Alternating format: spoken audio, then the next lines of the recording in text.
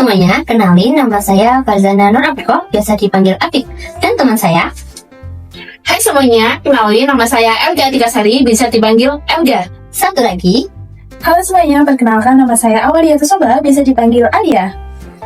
Jadi pada video kali ini kita akan belajar mengenai Yang pertama, yaitu definisi teori Pavlov, Eksperimen teori Pavlov, kelebihan dan kekurangan teori Pavlov, hukum-hukum teori Pavlov, dan yang terakhir, aplikasi teori belajar Pavlov.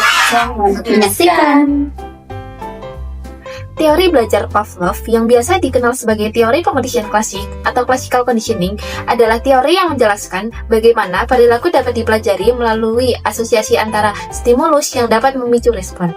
Teori belajar ini juga menjelaskan bahwa kita bisa mempelajari suatu perilaku lewat kebiasaan atau asosiasi.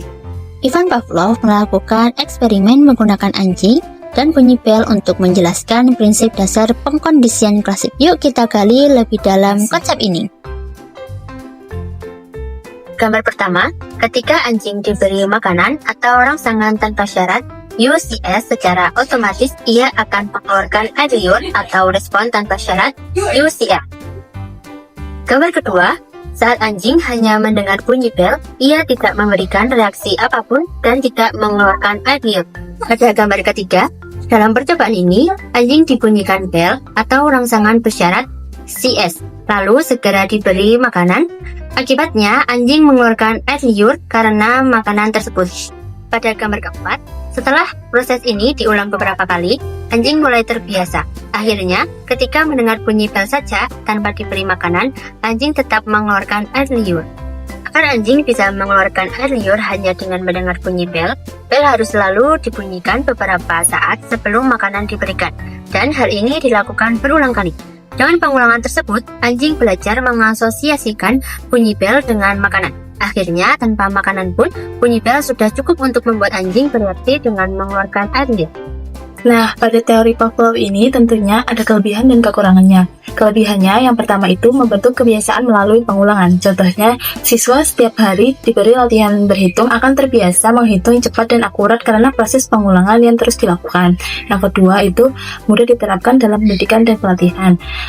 Contohnya, guru memberi reward berupa pujian atau nilai tambahan saat siswa disiplin dan rajin mengerjakan tugas, sehingga perilaku positif itu terbentuk. Terus yang ketiga itu fokus pada perilaku nyata yang diamati. Contoh, guru menilai hasil belajar di kelas seperti cara menjawab soal, sikap, dan ketaatan terhadap aturan.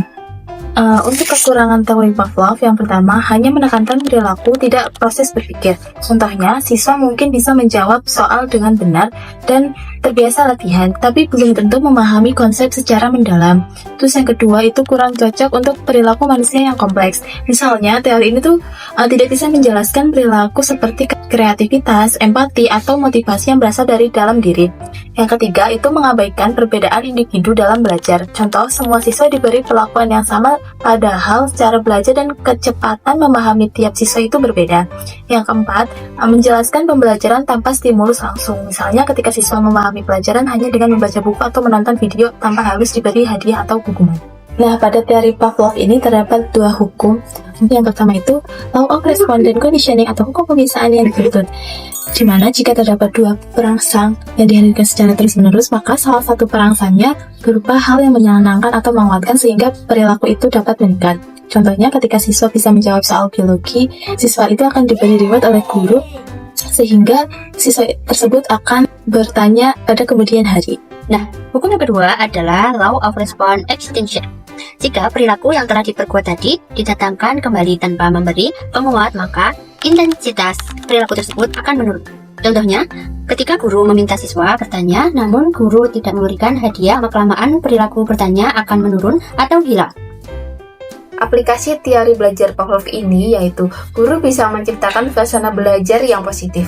Misalnya, memberi pujian setiap kali ada siswa yang bisa menjawab pertanyaan dengan benar.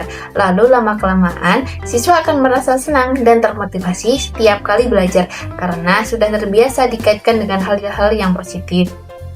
Menarik bukan materinya? Menarik dong! Oke, cukup sekian materi yang dapat kami sampaikan. Semoga bermanfaat. Terima kasih. See you next time. See you!